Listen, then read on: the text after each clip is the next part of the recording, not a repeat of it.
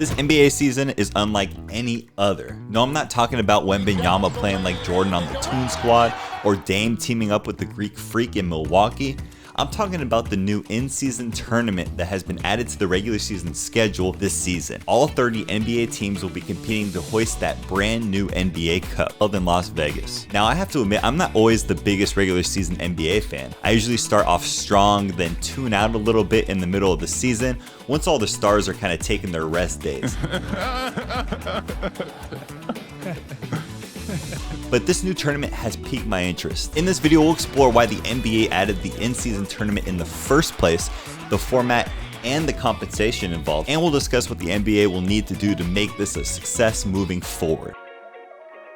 So why are Adam Silver and the NBA pushing so hard for an in-season tournament? The main reason is to create more interest in regular season games by adding more stakes to these games. In the NBA, ratings jump significantly in the playoffs. Other sports are the same, so what if you could create a similar ratings jump during a slower time in the regular season? That's where this new tournament comes into play. For sports fans that only watch basketball, football, baseball, this idea might sound crazy. But for fans of other sports like soccer, golf, and motorsports, the concept of a tournament separate from the league's yearly championship is not a new idea. Take golf as an example. There are multiple tournaments and championships to win in a year. Each has a varying level of prestige, but overall, this isn't just one champion at the end of a season. Same goes for soccer and motorsports. Now, I'm not saying this will replace or be nearly as important as the NBA title, but hopefully over time it will carry some weight. In 2021, Adam Silver introduced this concept into the WNBA with the Commissioner's Cup. This in-season tournament is very similar to the design of the NBA tournament, with the games being counted towards regular season records, but not affecting the league's playoffs in any way. In 2023, the New York Liberty beat the Las Vegas Aces in the Commissioner's Cup, but in the rematch in the WNBA Finals, the Aces got their revenge and beat the Liberty. Of course, the Liberty celebrated their Commissioner's Cup win, but at the end of the day, the WNBA Finals is still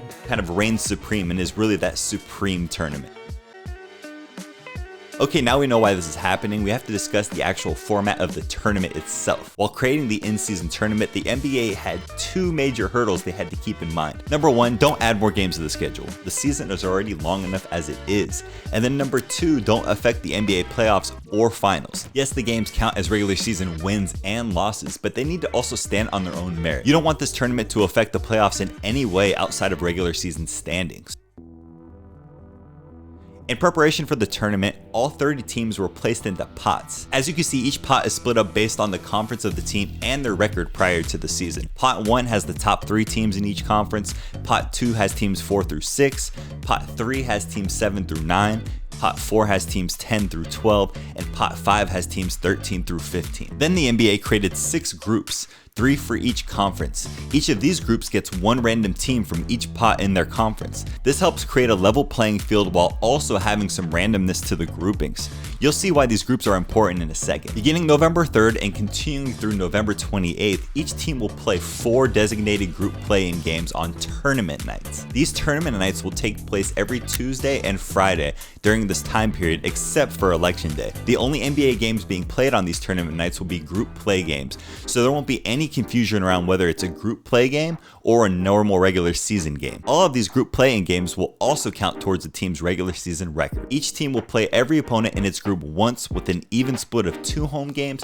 and 2 road games. The NBA wants to make sure you know the difference between an in-season tournament game and a non-tournament game as soon as you turn the TV on. One way they are doing this is by differentiating the players' jerseys. All the teams will be wearing their city jerseys for the tournament games, but the NBA wanted to take that a step further and decided to create custom courts for every team to use specifically for the tournament. Each of these courts are very bold because they are fully painted in the team's City Connect colors, and they all feature the same template with an NBA cup in the design. The logistics behind getting these courts created and having staff to flip the courts out in between games is a big undertaking, especially since many of these arenas don't change their courts very often. But these visual cues will help eliminate some confusion for fans and create a uniqueness to the event. After each team plays their 4 games in their conference, they'll be ranked based on their record. The top team in each group will make it to the knockout rounds, along with 1 additional wildcard team in each conference. You got knocked the Now that there are 8 teams remaining, we are in the knockout rounds. This is where the tournament is March Madness-esque because the knockout rounds are single elimination. So it's win or go home with the last 2 teams left playing in the championship game for the NBA Cup. During this time, there will be a mix of regular NBA games and in-season tournament games being played at the same time. This is where the unique jerseys and court designs will really help differentiate the games on TV. All of the knockout rounds will be nationally televised to create more hype